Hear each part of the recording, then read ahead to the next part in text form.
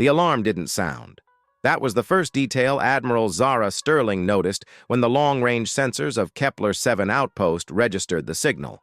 No siren, no red light pulsing in the station's corridors. Just a discrete notification on her office terminal in the upper right corner of the screen, as if the system simply didn't know what to do with what it had just detected. She read the message 3 times. Then she called Lieutenant Okafor. "Tell me the deep space sensor is malfunctioning," she said when he entered.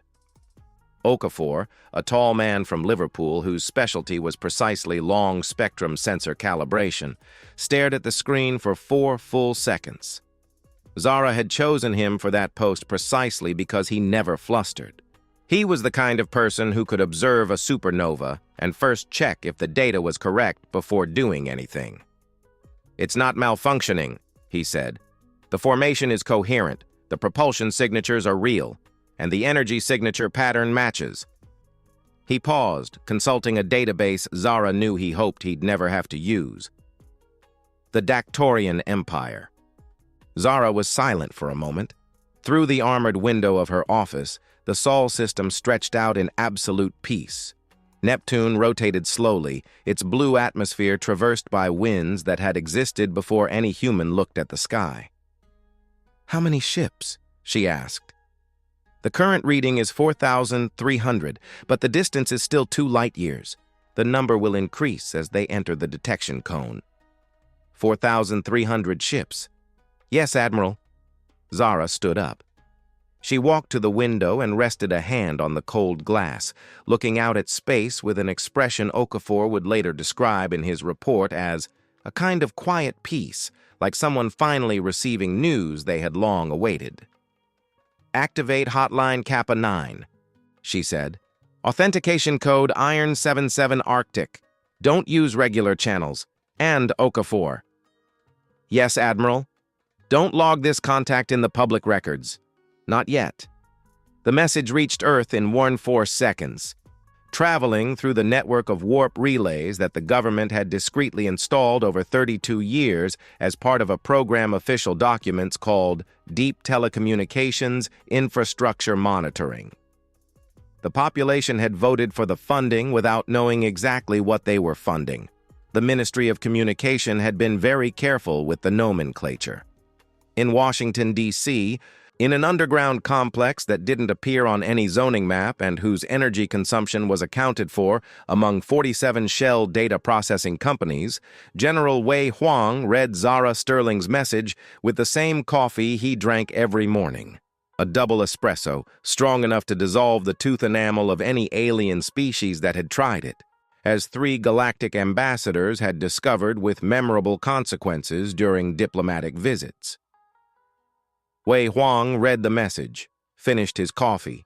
Then he pressed a button that had been installed on his desk 12 years ago and had waited, patient and silent, for exactly this moment.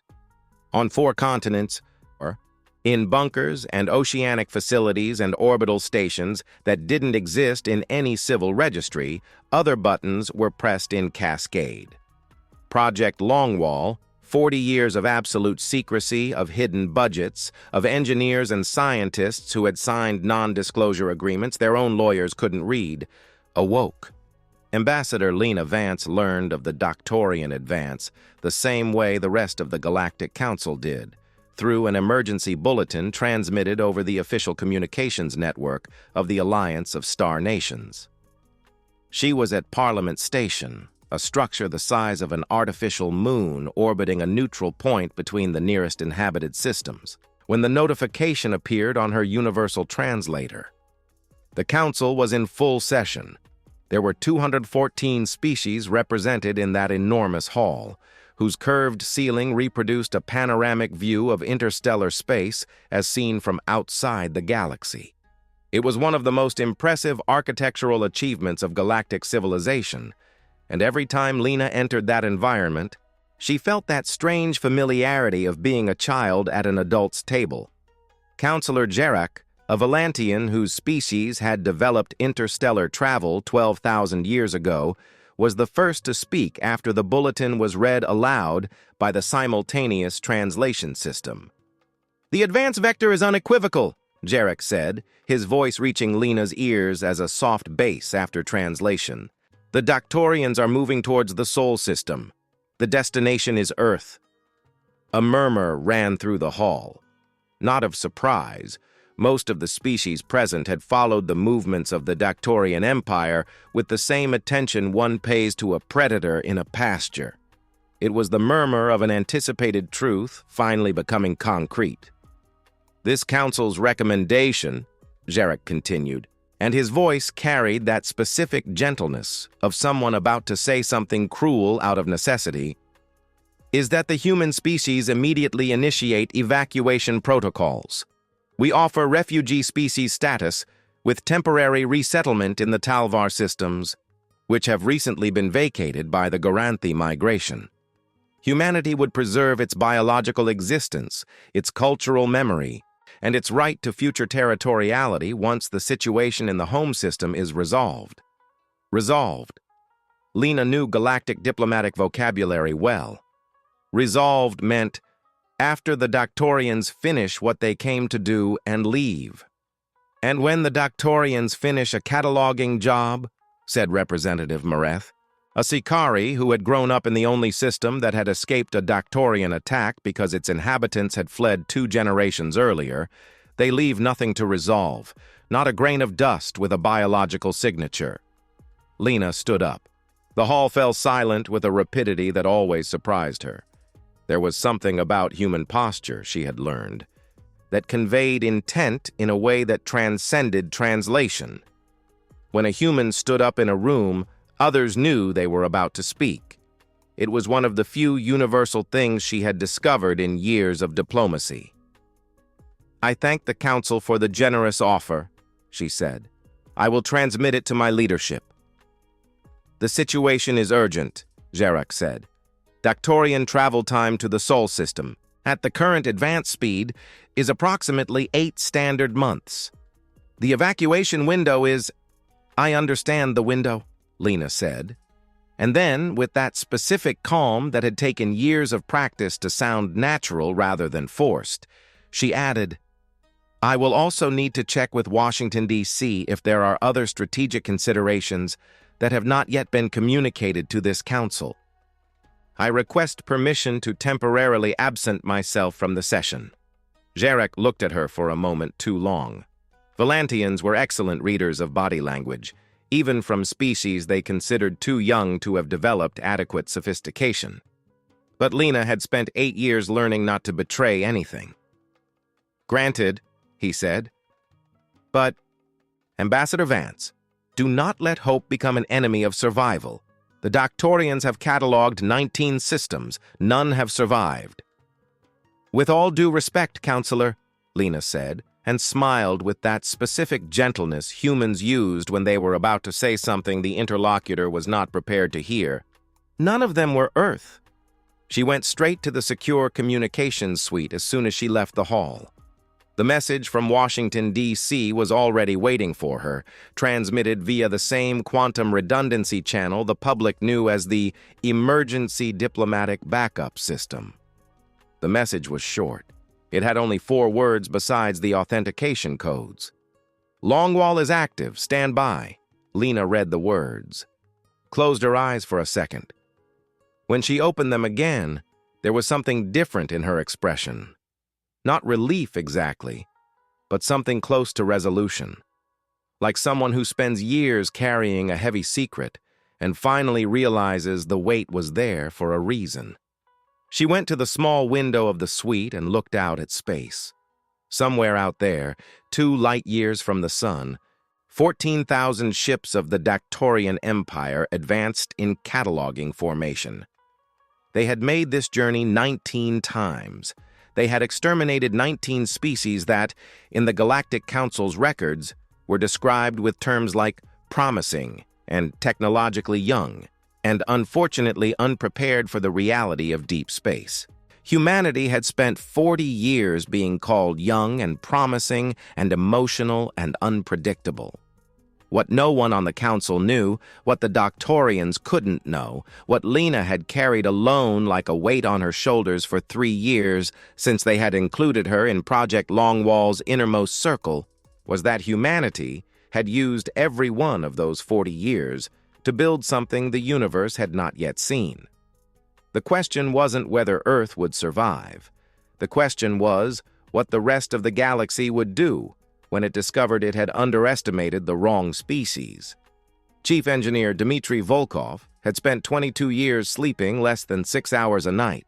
His colleagues had learned not to comment on the dark circles under his eyes, the coffee consumed in quantities the facility doctor had stopped recording after the 3rd year for his own mental health, or Volkov's habit of solving equations on napkins during meals. It was simply the man's natural state. What his colleagues never knew was that the equations on the napkins were not abstract. They were trajectory calculations for relativistic acceleration projectiles, adjusted in real time based on the latest simulations of Dactorian fleet behavior. He was at the engineering node of Tartarus Alpha Station when the Project Longwall signal arrived. The station was in the Kuiper Belt, camouflaged inside a 40-kilometer diameter asteroid that Galactic Alliance archives recorded as Object 2089 QR7, standard rocky and metallic composition, no particular scientific interest. It was the 12th time Volkov had read the official record of that asteroid, and he still found humor in the description. Tartarus Alpha was not a rocky asteroid of standard scientific interest. It was one of 300 relativistic mass platforms that formed the backbone of Project Longwall. Inside it, excavated over 18 years by autonomous robots operating in 96-hour shifts without human supervision, was an 11-kilometer-long magnetic cannon capable of accelerating a densely condensed tungsten projectile to 70% of the speed of light. At a speed of 210 Zollern kilometers per second, a 40-gram object carried kinetic energy equivalent to a 50-megaton nuclear detonation. The calculations were checked 6 times by independent teams before Volkov believed them. Then he checked a 7th time on his own. Confirmation received from Washington, D.C. DCERS, said Lieutenant Hannah Park, who managed the platform's communications with an efficiency Volkov suspected was partially alien, although she was from Sydney and had joined the program through conventional secret recruitment channels. Activation sequence authorized. Code Iron 77 Arctic. Activation sequence initiated, Volkov said, and his voice was completely flat, as it always was when he was more focused than most people are capable of being. Starting with the warming protocol, the magnetic acceleration cannons need 6 days to reach full operational stability. 6 days, Park repeated. It's the best we could do. We reduced it from 14 during the last 3 years of testing. He typed the initialization sequence. Somewhere deep within the asteroid, the first superconductor charges began to draw energy from reactors that had remained in hibernation mode for years, waiting. Transmit to the other 299 platforms. Synchronized warming coordination. I don't want platforms warming up in detectable sequences. Use the random temporal variation protocol. If the Dactorians detect the energy spikes, they won't detect them. Volkov said this with the specific confidence of someone who had dedicated 2 years exclusively to the question of how to hide the energy signature of 300 simultaneously activating fusion reactors. The thermal variation will blend with the cosmic background of the Kuiper Belt.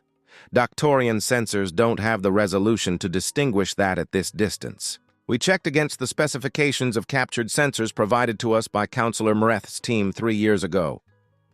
Park looked at him. Counselor Mareth knows about Longwall? Counselor Mareth knows that humanity sometimes seems more prepared than they should expect. Volkov shrugged. He was discreet.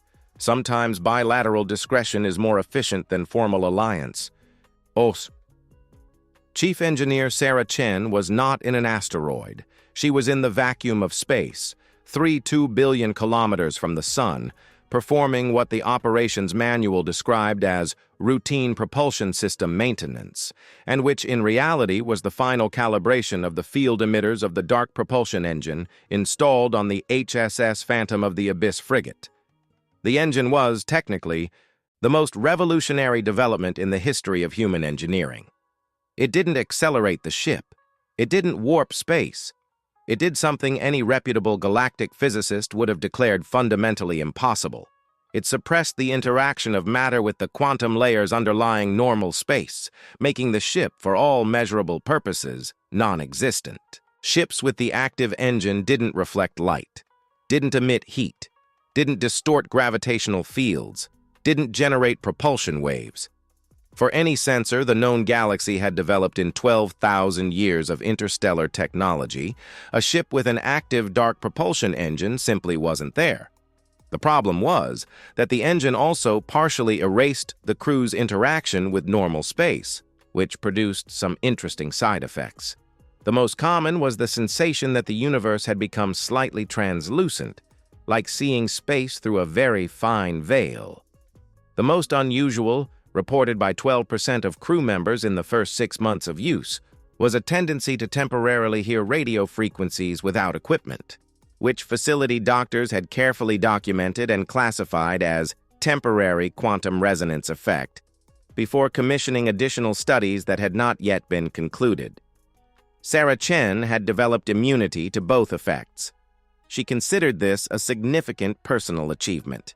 Emitter 7 gamma calibration complete, she announced over the ship's internal channel. Variance within 0.03% of target parameter. It's the best result we'll get without a controlled test environment. Best possible result is good enough for today, Commander John Miller replied over the channel. Miller was the commanding officer of the Phantom of the Abyss and had been selected for that specific post because his psychological history showed an unusual ability to make calm decisions in situations of incomplete information. In 12 years of service in the secret program, he had demonstrated this ability in 34 different situations, 19 of which Sarah had personally witnessed. We've received longwall activation, 6 days to ambush position. Sarah pulled herself back into the ship's access chamber. The entire fleet? All 4,000 ships are receiving the signal now. Coordination via tachyon network. No externally detectable transmissions. 4,000 ships.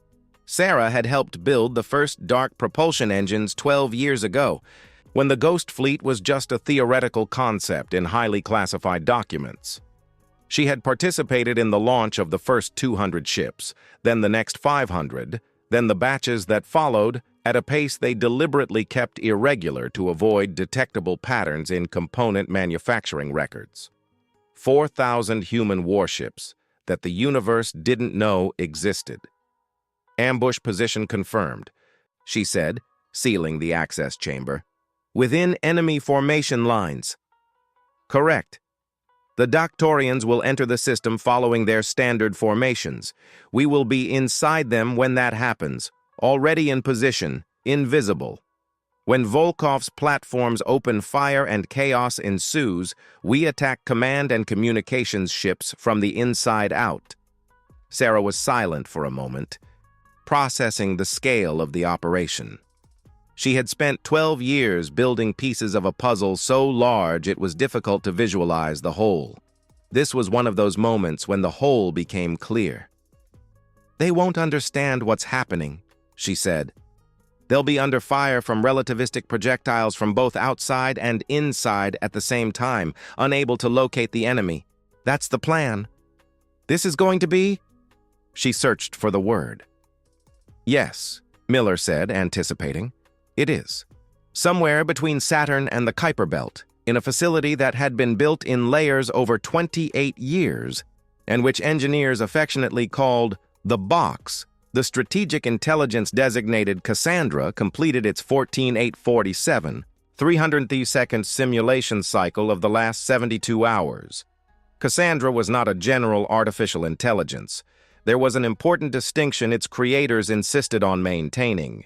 It was an AI specialized in military strategic modeling, trained exclusively on historical and galactic tactical data, with the ability to project enemy commander behavior based on their documented histories. The data feeding it came from 30 years of clandestine collection of galactic military records, discrete leaks from sources like Counselor Mreth, analysis of Council post-battle reports, and most controversially, a long-term intelligence operation that had managed to access historical Dactorian campaign records through a poorly protected data node on a relay station in the Vorath system.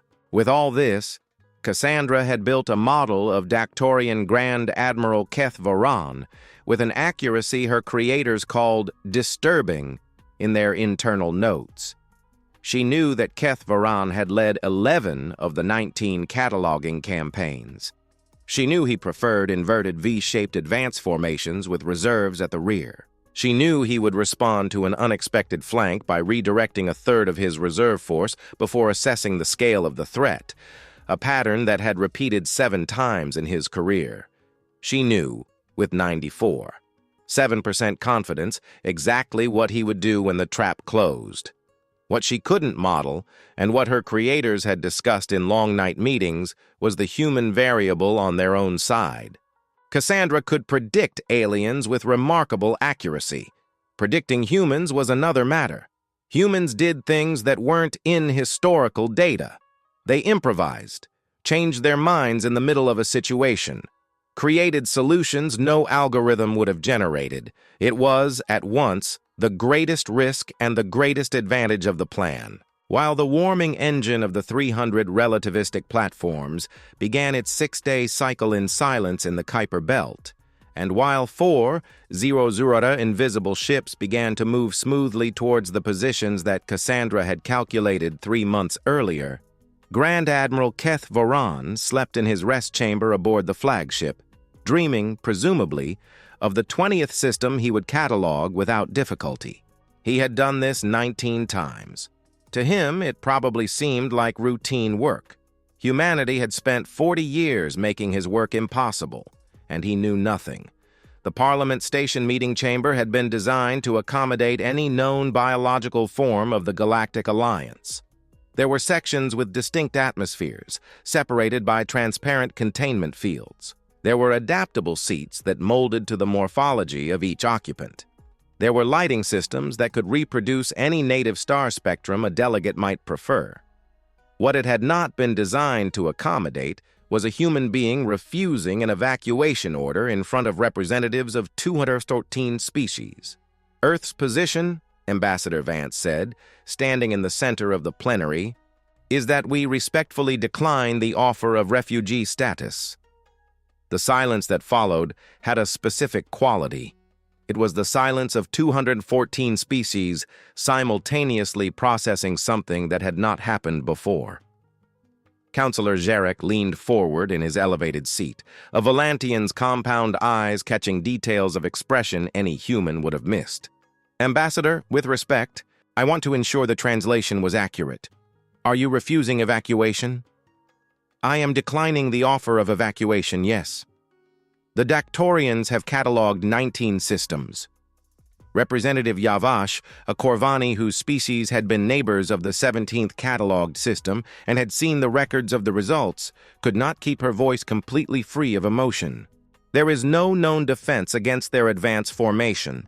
They use field suppression technology that neutralizes any conventional shield at combat range. They have massive numerical superiority and campaign experience spanning 6 centuries. We understand the situation, Representative Yavash. Understand? Representative Yavash rarely interrupted protocol. Now she did. With the greatest respect for human achievements, your species has 142 years of space technology. The Dactorians have 6,000. The math here is unambiguous. Lena Vance looked at Yavash for a moment. There was a genuine gentleness in her expression, the same that emerged when someone was about to say something they hoped was true, but knew the other could not yet verify.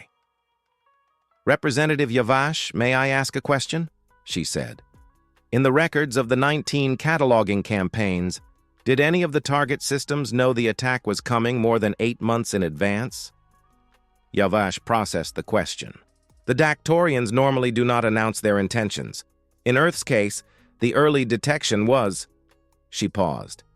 Atypically early. Yes, atypically early. Lena paused deliberately. The Council asked me why humanity is refusing evacuation. The honest answer is that we need time to verify certain strategic variables with our leadership. What I can say, and what I ask to be put on record, is that Earth is not as unprepared as it seems. There was a murmur. A different murmur than before, more agitated. Representative Threx, of the Galanthi species, who usually remained silent in council sessions and was known for never intervening in disputes that did not affect his system, stood up.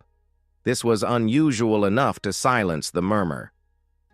"Ambassador," Threx said. The Galanthi had a voice humans described as the sound of a river before a waterfall, and Lena had learned to pay attention when Threx spoke, because the Galanthi almost never spoke without reason. 23 years ago, a human civilian cargo ship made a technical stop in our system for 72 hours. During that time, the crew performed repairs on our communications relay using methods no Galanthi technician could replicate afterwards. We never understood how they fixed a quantum precision component using the equivalent of duct tape and improvisation. The hall waited. At that moment, I learned something about humans, Threx said. You rarely do what should be impossible by accident. You simply don't announce when you're preparing. Jarek looked from Threx to Vance. This is, he chose his words carefully, a claim of defensive capability that this council has no way to verify. No, Vance agreed. It doesn't. She paused. But it can follow the next 6 months closely. The message from Washington, D.C. reached Vance 3 hours after the session, when she was in her office at Parliament Station consulting the historical records of Dactorian campaigns with what had become an almost obsessive habit. The message came directly from General Wei Huang and was longer than the previous ones. It contained coordinates, access codes, and a line Vance read 3 times before continuing. You will need to be present for the final coordination meeting. Transport is waiting at Dock 7, classification above anything you have ever seen. 40 minutes later, she was aboard a ship that looked like an ordinary diplomatic vessel until she realized the mass readings didn't match the hull size. The pilot, a young lieutenant from Dublin whose name tag simply read T. Wanjiku, didn't explain the discrepancy, and Vance decided that was the kind of detail that would soon be clarified. The coordination meeting took place in a facility Vance learned, for the first time, existed. The room was functional, lit by white work lights, with a circular table large enough for 8 people. 6 were already there when she arrived. She recognized General Wei Huang, who had aged less than he should have in 12 years in office. She recognized Admiral Zara Sterling, who had left Kepler 7 2 days earlier and arrived with a detail in her right eye that had not been mentioned in any medical report, but which Vance decided not to comment on. She recognized Dmitry Volkov's name on the badge. Although she had never seen him personally, he was taller than she expected and carried a coffee cup that seemed to have at least 4 shots of espresso. There was also Sarah Chen, whose file she had briefly read, and 2 other operations officers who were introduced only by code numbers. Ambassador Vance, Wei Huang said, welcome to the Command Corps of Project Longwall. You have been included because the diplomatic phase of the coming weeks will require precise coordination. The Council cannot know what we have until the right moment. I understand. Vance sat down. What do I need to know that I don't already? Zara Sterling replied. We have a timing problem. The 6-day warming of the relativistic platforms puts our operational readiness window at a point that coincides with the Dactorians' entry into the Sol system with a margin of approximately 11 hours. It's very narrow. Cassandra says the standard Dactorian entry formation will keep them at the outer entry point for 14 hours before advancing deeper, Volkov said, without looking up from the tablet where he was monitoring real-time data. But there's a 23% variance based on Keth Varan's history specifically. He sometimes advances faster when he detects an absence of resistance. So, if he detects no resistance at all, he might enter deeper before we're ready. Zara completed the thought. And if he enters too deep before we activate the trap, part of the fleet will be too close to Jupiter for the outer platform's field of fire to reach without risk of collateral damage. Vance processed this. So you need him to slow down, for him to think there's something interesting at the outer entry point that justifies exploring before advancing. Exactly, Zara said. What would make him slow down? The room was quiet for a moment. A transmission, Vance said slowly. An official Galactic Council transmission requesting Earth's terms of surrender on behalf of humanity. Giving him something to process. An admiral who has never been challenged will want to savor a formal surrender. That could work, Wei Huang said, but it would require the Council to issue a false transmission on behalf of Earth. Not false. Vance chose her words carefully. Based on incomplete information. The Council genuinely believes evacuation is the only option. If I go back to the Council and ask them to transmit on behalf of humanity a request for contact, not formal surrender, just contact with the Dactorian fleet, they will do it. They want to save us. They will use any diplomatic resource available. And when Keth Varan responds to the transmission, he will slow down to process it, even if only for a few hours. Vance leaned forward. The Council never knew about Longwall. That means they acted in good faith the entire time. Using them to buy time doesn't betray them. It just uses the information they genuinely have. Zara Sterling looked at Vance for a long moment. That's extraordinarily cold for a diplomat, she said, with something that might have been admiration. I've spent 8 years learning to think in galactic terms, Vance said. The Council thinks in centuries. Humanity thinks in generations. The Dactorians think in campaigns. She paused. I've learned that the difference between those timescales is where plans find opportunity. Wei Huang looked at Zara. Zara looked at Volkov. Volkov was typing something on his tablet and without looking up said, It works. It gives me the 11 hours, with a safety margin. Then we'll do it, Wei Huang said. He turned to Vance. Can you guarantee the Council's transmission? I can request it. They will agree. Vance was already calculating the argument she would use with Gerak. It was a genuine argument. Transmitting a request for contact was a humanitarian gesture that could, theoretically, result in negotiations and preserve human lives. All true, just incomplete. Is there anything else I need to know for when the Council discovers what we really have? The room became quiet again. It was a different kind of silence. Yes, Zara finally said. There are the destroyers. Lieutenant Commander Amara Osei had chosen the 10 members of her team with the same methodical attention she dedicated to any engineering problem. She identified the problem parameters, mapped the relevant variables, and then selected the most suitable solutions. In the case of her team, the variables were advanced technical capability in weapons and propulsion systems, tolerance for high-risk situations, and what the program psychologists called in their reports, pragmatic acceptance of adverse outcomes. The latter was the polite way of saying people who fully understood the implications of what they were volunteering to do and had decided to do it anyway.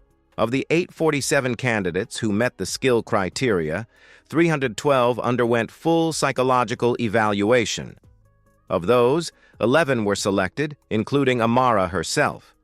She had been the last to be informed she was on the list, a deliberate choice by the selection committee, who considered that a person who had voluntarily designed the mission without knowing she was applying was precisely the kind of person who should lead it. The destroyer's mission was technically simple to describe. 11 light ships, each crewed by a single pilot, equipped with the most powerful thrusters that would fit in a hull of that class. If, during the main battle, any group of enemy ships managed to break through the relativistic platform's blockade and advance towards Earth, the 11 ships would intercept. One human destroyer frigate against 40 Dactorian ships was an equation with a predictable outcome. The mission existed to ensure that this outcome was exchanged for the time needed for the long-range platforms to recalibrate and eliminate the threat. It was a last resort line of defense, a fuse in the engineering vocabulary Armada preferred, a component designed to fail in a specific way to protect the larger system. Armada had explained this to her team with the direct clarity they had all learned to respect in her. "I'm not saying it's right," she had said at the final briefing meeting, sitting in a small room at the sublunar base Artemis Deep while the other 10 listened. "I'm saying it's necessary, and that each of you has the right to leave. There will be no consequences. There will be no record that you were here." No one left. "There's something I want everyone to understand," said senior pilot Yuki Tanaka, who had flown 340 reconnaissance missions in the 12 years prior to recruitment and whose record included 3 situations where he had continued flying with partially compromised systems that any regulation recommended abandoning. "If the Dactorians reach Earth, there's nowhere for humans to run that's safe enough. The galaxy has 400 billion stars. They would find us on one of them. This isn't a sacrifice mission for a planet. It's a mission to guarantee the survival of the species." "You don't need to convince me," Armada said. "I'm not convincing you. I'm saying it aloud because I want it on record." Tanaka looked at the others. "I wanted to be here." On record or not, this was what all 11 thought. Armada knew it. That's why she had chosen them. The 6 days of warming for the relativistic platforms passed with the specific slowness of important weights. The Galactic Council's transmission had been sent as planned. Vance had presented the argument to Zarak with calculated precision. A formal request for contact on behalf of humanity, asking the Dactorian fleet to pause its advance for discussion. It was a gesture the Council recognized as likely ineffective, but one that fulfilled the galactic duty to try all diplomatic means before confirming the inevitability of catastrophe. Keth Voran's response had arrived 23 hours after the transmission. It was, in Dactorian terms, extraordinarily communicative. 4 lines of text in Galactic Standard that, translated, essentially said that the cataloging process was within normal parameters and not subject to negotiation, but that the fleet would wait 72 hours at the outer entry point to receive any delegation the target species wished to send for historical record purposes before the completion of the process. It was, in the cold language of the Conqueror, an offer to archive humans rather than merely erase them.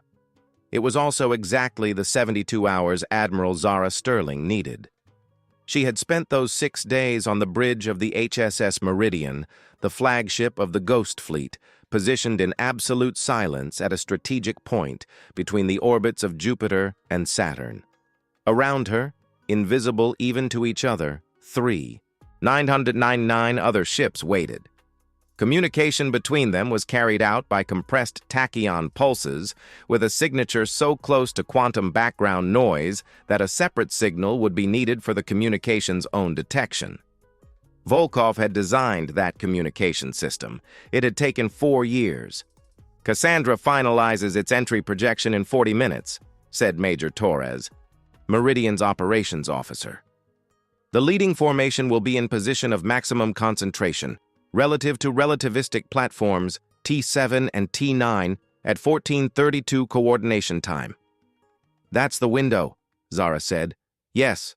If we open fire earlier, part of the enemy fleet is outside optimal range. If we open fire later, the flanking formations begin to disperse, and the platform's coverage pattern loses 31% efficiency." Zara looked at the tactical screen. 14. 000 red dots advancing in formation. Patient, confident, following the same pattern that had worked 19 consecutive times. Keth Voran had spent 72 hours waiting at the outer entry point for a diplomatic delegation that never arrived, and then had ordered the advance with the methodical cadence of someone who considered the job virtually done. "Establish secure contact with Lieutenant Commander Osei," Zara said. Amara appeared on the communication channel 30 seconds later. She was in the cockpit of her destroyer, a small space designed for a single person, with all control systems within arm's reach. In the background, Zara could see space through the front visor, completely empty, which was the point, because Amara's ship with its active dark propulsion engine shouldn't exist to anyone. "Admiral Sterling?" Amara said. Her voice was neutral, professional. "Destroyer positions?" 11 ships positioned on Gamma 3 Vector, inner sector. Dark propulsion engines active, standing by. You understand that the interception mission is activated only if there is a blockade breach in the inner sector. Cassandra's probabilities for a blockade breach are 14%. Understood, Admiral. That means an 86% chance that you and your team will simply watch the battle from a privileged angle and then go home. Yes, Amara paused. But if the 14% happens, we'll be there.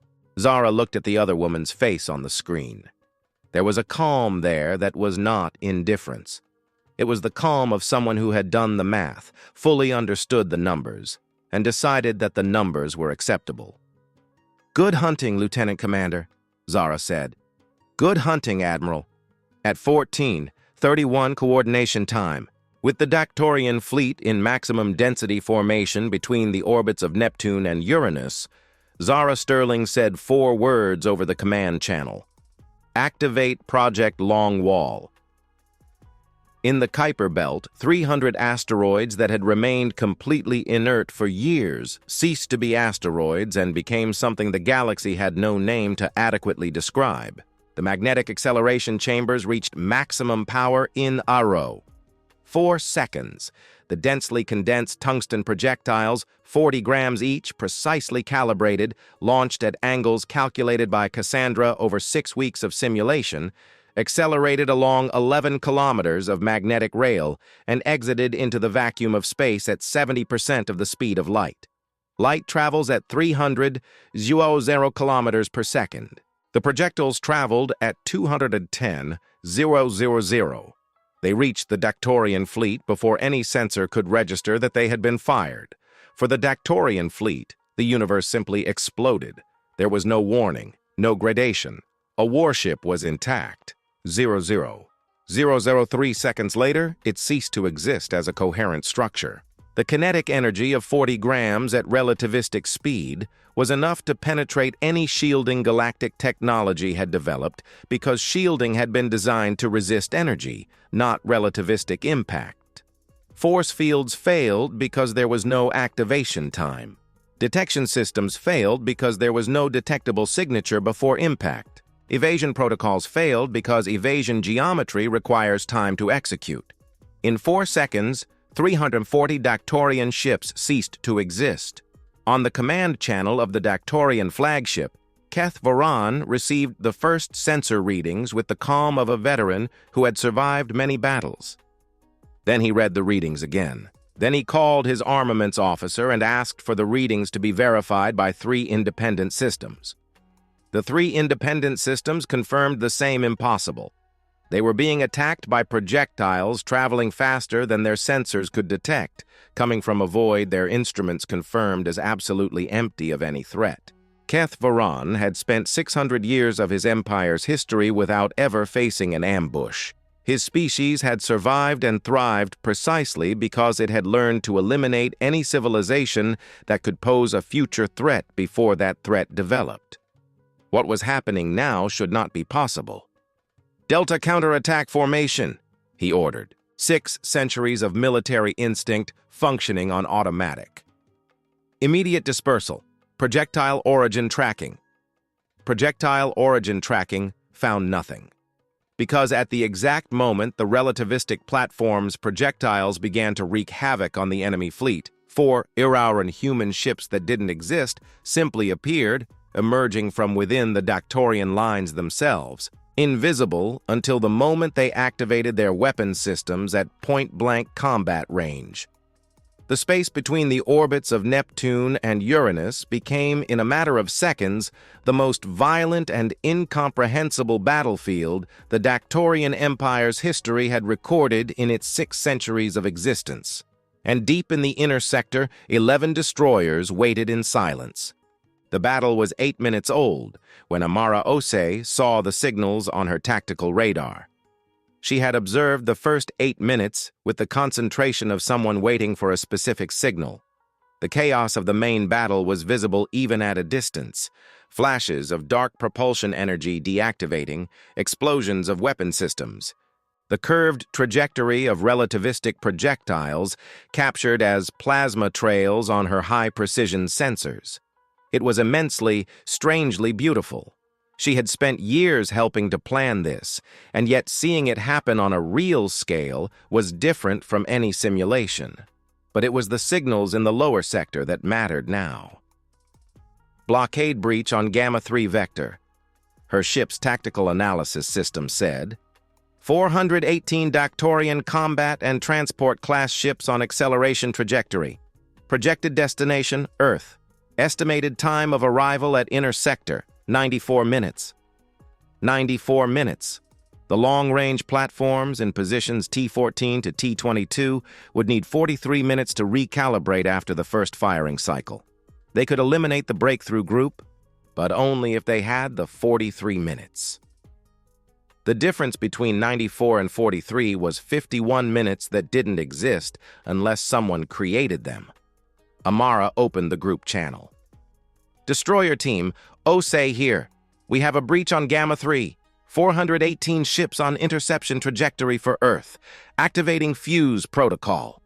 10 confirmations came in sequence, each with the calm she had learned to expect from her team. Yuki Tanaka was the 5th to confirm, with the same neutral voice he used to comment on the weather in Manchester. Dark propulsion engines deactivating, Amara said. Weapon systems online, initiating interception. 11 ships that didn't exist to any sensor suddenly became 11 ships that did exist, inserting themselves into the trajectory of the 418. It was the difference between an obstacle that appeared out of nowhere and one that was detected in advance. For the 418 Dactorian ships that had just broken the blockade, believing they were free to advance, the sudden appearance of 11 human combat ships was a piece of data that took their analysis systems 2-3 seconds to process. In those 2-3 seconds, the 11 human ships opened fire with their compressed plasma cannons and launched all their high-speed torpedoes in a maximum dispersal pattern. It wasn't enough firepower to destroy 418 ships. It was enough firepower to make 418 Dactorian ships slow down and reform their advance formation, which they did because 6 centuries of military doctrine prescribed that ships in an advance formation encountering resistance must consolidate before proceeding. Consolidation took time. Time was exactly what Amara was selling. Tanaka Patel, cover the left flank, she said as she maneuvered her destroyer into an evasive trajectory. Khan, Okonkwo, you two stay at the vanguard with me. Everyone else, Sigma dispersal pattern. The Sigma dispersal pattern had been developed specifically for this situation. A small group of light ships keeping a larger force engaged through extreme mobility and multi-vector attacks. The theory was that a smaller, well-coordinated force could monopolize the attention of a larger force by making it react instead of advance. The theory worked. For 19 minutes, 11 human destroyers kept 418 Dactorian ships in a dance of pursuit and evasion that did not result in advancement towards Earth. The superior speed of the human light ships, the dark propulsion engines that could be activated for seconds to make a ship temporarily undetectable and then deactivated to reappear on an unexpected vector, and the coordination of Amara's team, who had trained together for 2 years, transformed the confrontation into something Dactorian doctrine had no name to describe. They had faced smaller fleets. They had never faced a smaller fleet that seemed to be everywhere at once. At 19 minutes, Lieutenant Priya Patel said over the channel. Propulsion systems compromised. Emergency piloting. Status? Amara said. Main engine at 23% capacity. I can maintain maneuvering speed for another... She paused, calculating. 11 minutes before needing to slow down. Disengage and maintain safe distance. Amara. It was the first time in the entire mission Patel had used her first name on the operational channel. If I disengage, you have 10 ships against 418. The left flank cover will be covered by the others. Disengage. There was a second of silence on the channel. Confirmed. Disengaging. But it was a loss that changed the math. With 10 ships, multi-vector coverage began to have gaps. The gaps were small, but the Dactorian commanders had identified the pattern. At 31 minutes, Amara knew time was running out in a different way. Okonkwo, she said. Yes. Do you remember what we discussed in Simulation 14? The inverse dispersal protocol? A pause. Lieutenant Remy Okonkwo had been the only team member who had questioned the inverse dispersal protocol when Amara had introduced it, arguing that the exposure window was too large for ships without full shielding. She had agreed with the assessment and said it was a last resort option. I remember, Okonkwo said. Team vote. I need a response in 15 seconds. 8 votes arrived in 8 seconds, all affirmative. Inverse dispersal protocol, Amara said. Execute on my mark. The inverse dispersal protocol was technically simple. Instead of dispersing to present multiple targets, the 10 ships converged to a single point in space between them and the 418 enemies, activated their engines at maximum power, and charged directly through the enemy formation, each ship firing at maximum cadence as it passed through the enemy lines. It was a charge, a gesture any galactic tactical theorist would have dismissed as suicidal and inefficient. What galactic tactical theorists didn't account for was the effect a completely unexpected charge of high-speed ships had on the formation of an enemy who had spent 6 centuries never encountering an adversary who did that. The 418 Dactorian ships dispersed, not by strategic choice, by individual crews' survival instinct reacting to high-speed objects approaching from multiple vectors simultaneously. The consolidated formation fragmented into groups of 4 to 6 ships, each group taking a different evasive trajectory. A fragmented formation took time to reconsolidate. Time was the only thing that mattered. Amara checked the recalibration timer for platforms T14 to T22. 31 minutes remaining. 10 human ships versus 418 Dactorians with the formation fragmented. By pure math, it was an impossible deadline. But then Yuki Tanaka did something that was not in the protocol of any simulation. He transmitted on the Dactorian communication channels, using the Universal Translation Protocol, a 3-word message in Galactic Standard. We do not retreat. It was factually true. It was also completely unnecessary from a tactical point of view, and it was exactly the kind of thing a strategic modeling computer would not generate. But Tanaka had flown 340 reconnaissance missions. He had learned something that Cassandra, for all its projection power, could not learn. Sometimes a message spoken to the enemy was less about the enemy and more about one's own team. We do not retreat. Amara heard the 3 words over the open channel and felt something shift in the group dynamic. Not an increase in technical competence, something simpler and deeper. A shared confirmation of what all 10 already knew, but which had validity in saying aloud. They did not retreat. For another 27 minutes, they did not retreat. The last log in Tanaka's ship's flight channel was him commenting, with the same neutral voice, that his navigation system had failed, but he could still manage by manual controls. Okonkwo's ship log showed that he had continued the flank cover maneuver even with the auxiliary power generator offline, piloting on emergency reserves. In the 418 Dactorian ships trying to advance, a specific kind of confusion set in that battle records would later describe as incomprehensible tactical resistance of improbable scale. They had recalculated the number of enemy ships 5 times because the multi-vector coverage did not correspond to 10 ships. It corresponded, as their systems calculated, to something between 40 and 60. At 47 minutes and 33 seconds from the start of the engagement, platforms T-14 to T-22 completed their recalibration. The projectiles arrived 2 seconds later. Of the 418 Dactorian ships in Gamma 3 sector, 311 ceased to exist in 4 seconds. The remaining 107, without formation, without communication leadership, with crews who had just watched 2/3 of their force disappear in little more than a blink of an eye, reversed course. Of the 11 destroyer ships, 7 returned under their own propulsion. 3 returned using auxiliary emergency propulsion. 1 was recovered 48 hours later adrift, with its sole crew member incapacitated but alive, sustained by the life support systems that had continued operating even with everything else offline. 11 ships, 11 crew members, 11 returns. Amara Osei read the final recovery report 2 hours later, in the sickbay of the Artemis Deep Base where she was waiting for the adrenaline effect to subside enough to sleep. She read the number 11 3 times. Then she closed the report and stared at the ceiling for a long time.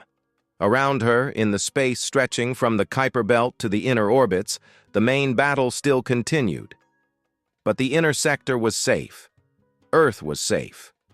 Sometimes the price of time was exactly the time you could buy. They had bought 47 minutes and 33 seconds. It had been enough. Grand Admiral Keth Voran had spent 340 years in active service to the Dactorian Empire.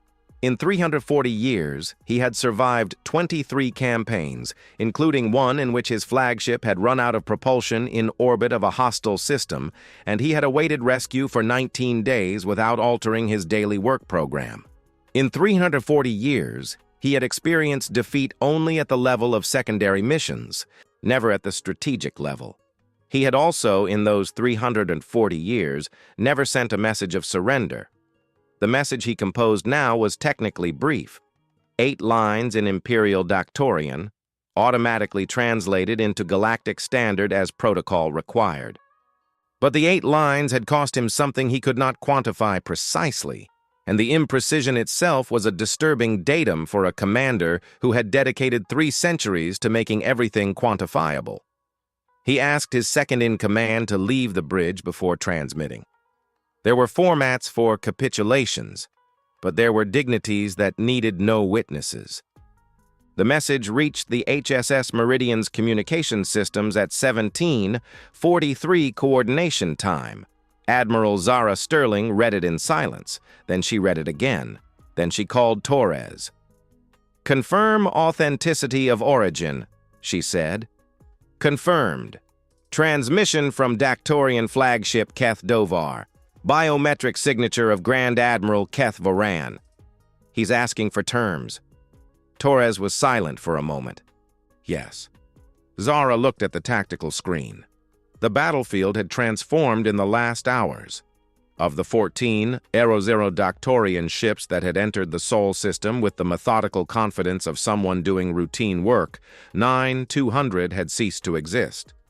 The remaining 4-800 were in containment formations, surrounded by the Ghost Fleet that had emerged from invisibility, with the relativistic platforms recalibrated and waiting. In 600 years of Dactorian Empire history, this had not happened. "Respond to the transmission," Zara said. "Inform the Grand Admiral that his terms will be considered after consultation with Earth's civilian leadership and the Galactic Council." She paused. "And inform him that the human ships awaiting near his positions are instructed to await my signals and will not initiate engagement while terms are being discussed." "That will," Torres chose his words, "that will treat the surrender with the same protocol as any other negotiation." "It is what it is," Zara said. "A negotiation." Ambassador Vance was in the Parliament Station communications chamber when Keth Voran's transmission was simultaneously received by the Galactic Council's systems. She had remained awake for 31 hours, following the battle's developments through filtered data. The Council received everything the sensors picked up, but the sensors didn't capture what dark propulsion ships did while invisible. What the Council had seen then was the Dactorian advance, the sudden, inexplicable destruction of hundreds of Dactorian ships by projectiles of undetected origin, the simultaneous emergence of thousands of human ships that should not exist, and the progressive collapse of a formation that had been considered invincible. Councillor Jarek had been silent for a very long time after the first data arrived. It was a silence of a specific quality, not of incomprehension, but of active processing of something that defied established models. When he finally spoke on the private channel with Vance, he said only, 40 years? 40 years, Vance confirmed, and the Council didn't know. No one knew. That was the point. Another long pause. You knew when you asked us to transmit the contact request. It wasn't a question. We needed time for the platforms to complete the warming cycle, Vance said. The Council's transmission was genuine. The Council genuinely wanted to preserve human lives. The information we used to request the transmission was real information, just incomplete. A subtle distinction. Diplomacy usually operates on that distinction.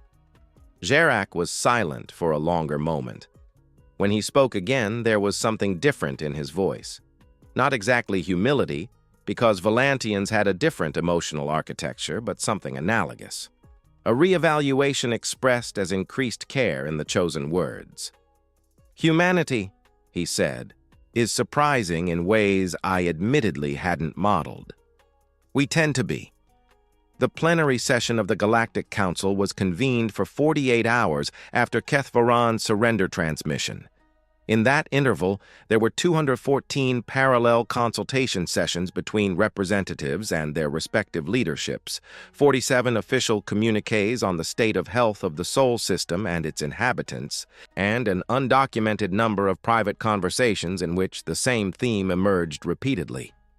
What to do now with the species that had built a fortress in silence for 4 decades and had informed no one? There were 2 main camps.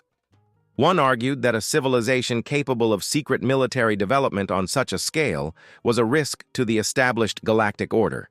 The other argued that a civilization capable of secret military development on such a scale was exactly the kind of civilization you wanted on your side. Representative Yavash was the first to arrive at a public position.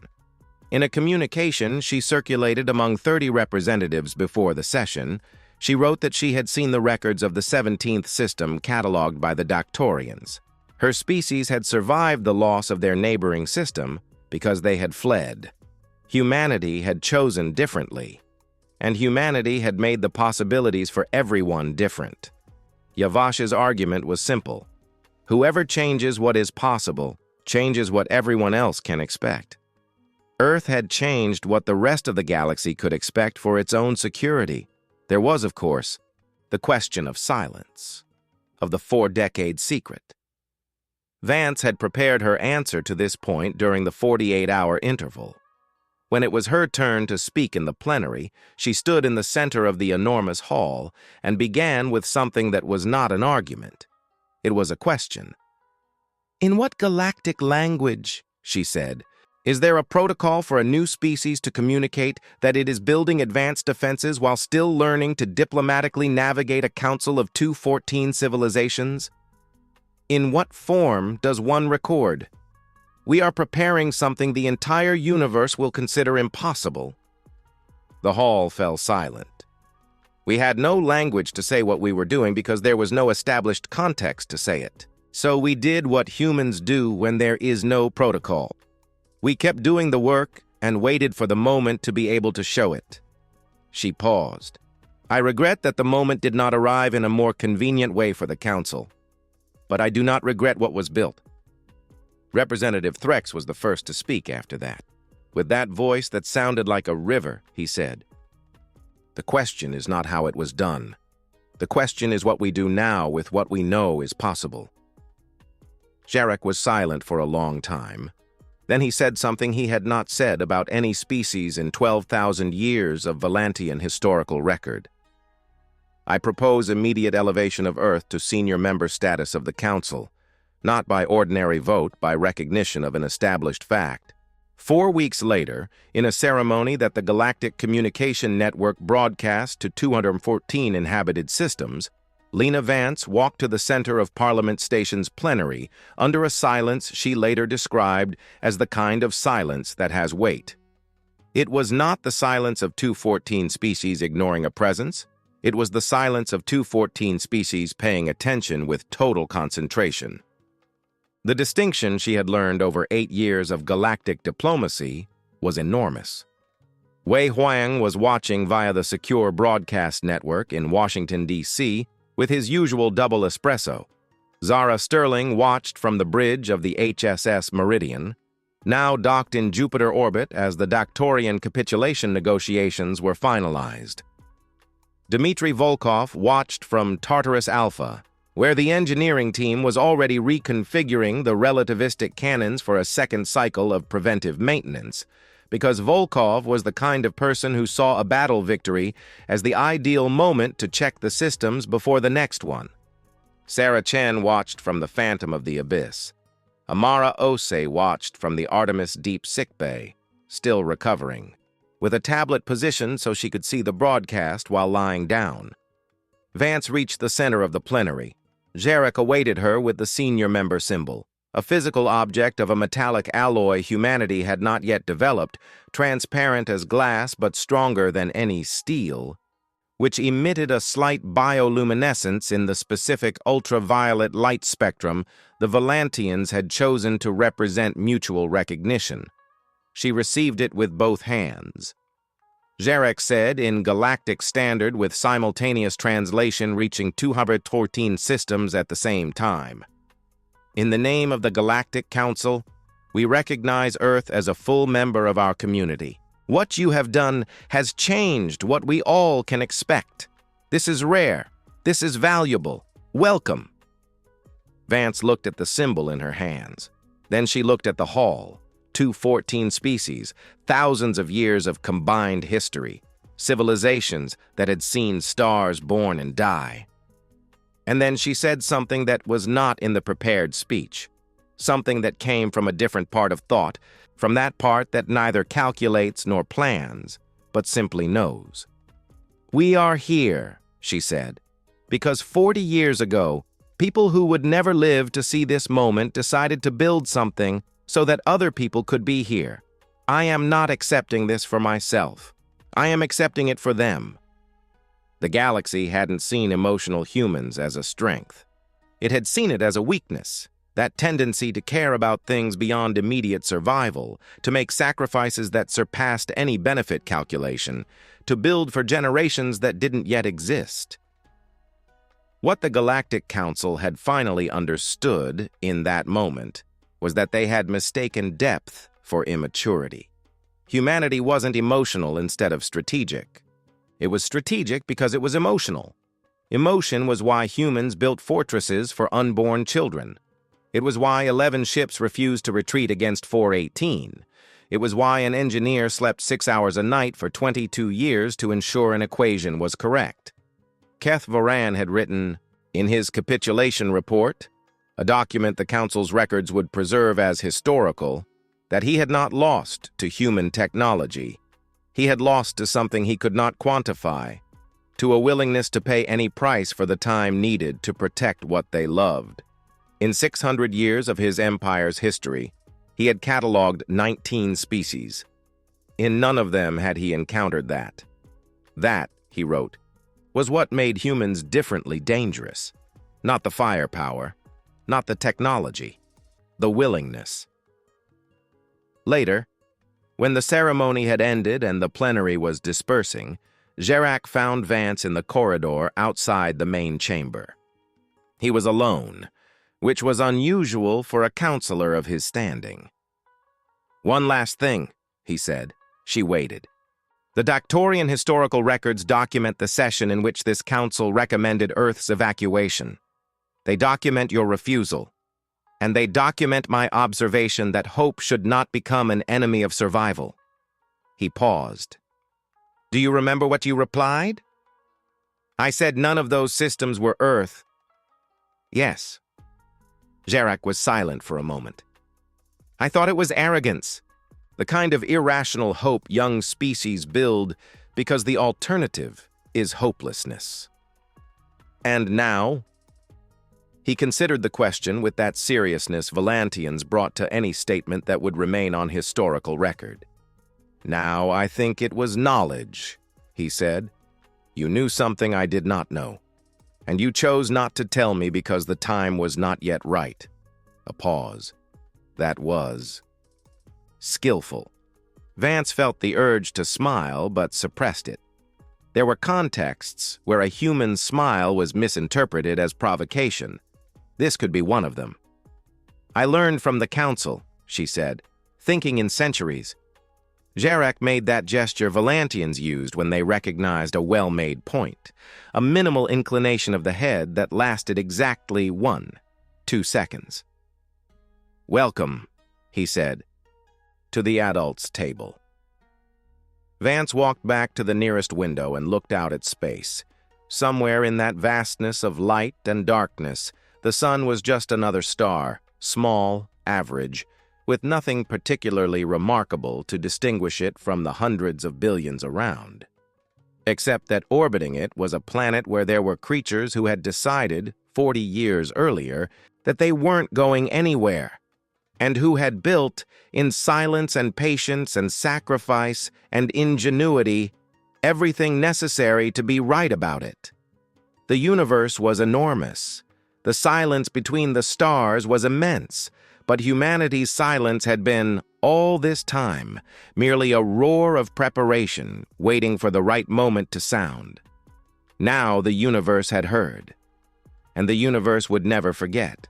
End of story.